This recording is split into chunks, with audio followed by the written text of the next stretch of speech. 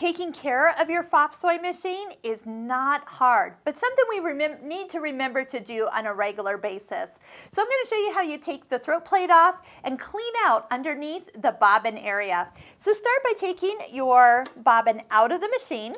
And I usually like to recommend that you take the needle out of the machine. Now let me do one other thing. I'm going to actually, I know you won't see it, but I'm going to clip the thread at the top, like where the spool is, and then I'm going to pull this thread out the machine. So instead of taking the spool off the machine and pulling any of the lint that's been gathering right here up into the machine, I've now pulled everything out the needle or down that area so it doesn't get pulled back. Now take your screwdriver and start by loosening up these screws. I've got them started so I can almost just take my fingers and give them a little whirl here. And all right. Oh, the other thing is I am going to take my foot off. I'll make it a little easier to get in here. And then we're going to just take the whole entire throat plate off.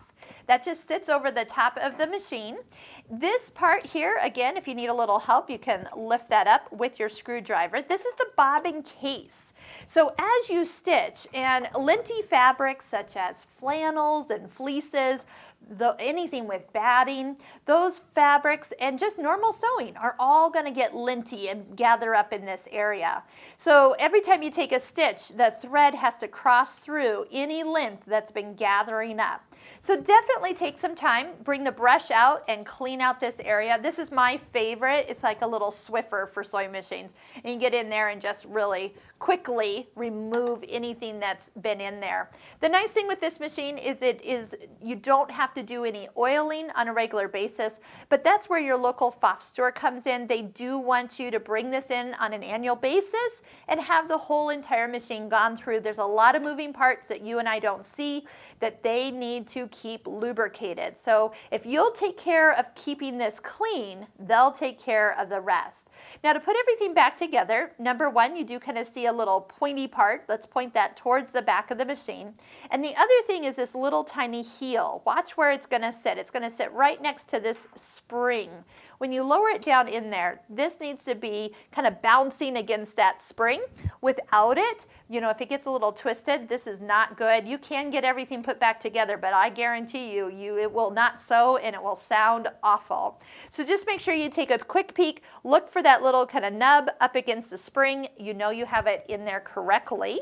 Put everything back together. It's really not hard to get in there and clean it out. Oh, one other thing, do not use canned air. Canned air blows too much into the machine and it's just not good. I don't know why people sell canned air for sewing machines because it is not recommended. So make sure you use like a brush or like a miniature vacuum attachment is great for kind of sucking all of the lint out. That's another option. Now watch this. I'm going to actually put my presser foot on first. I'll re-engage the dual feed and then I'm actually going to put my needle in last. The reason I put my needle in last is because now I have a reference point. Without that foot on, it's really hard to know like where to set that needle down so it goes up into the right place. Now if you've got your multi-purpose tool close by, drop your needle in. Notice that it has a flat side. It keeps the flat side to the back and then you can easily drop the needle point down the foot and lift it directly and even help hold it in place while you tighten the screw. Now don't tighten the screw too tight. You need it tight, but if you over tighten it, over time that's going to not hold your needle in very much. And let's just go ahead and finish threading the machine. Test it out and make sure everything is threaded correctly.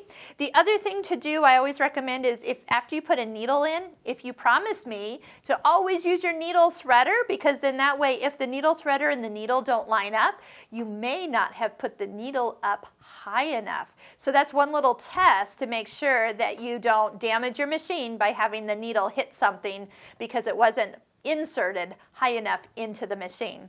So once again, make sure you have your machine serviced on a regular basis and then take the time. You want to clean this out about every 2 to 3 bobbins. As soon as you have a skip stitch or anything that doesn't sound right, you probably just need to clean out down below.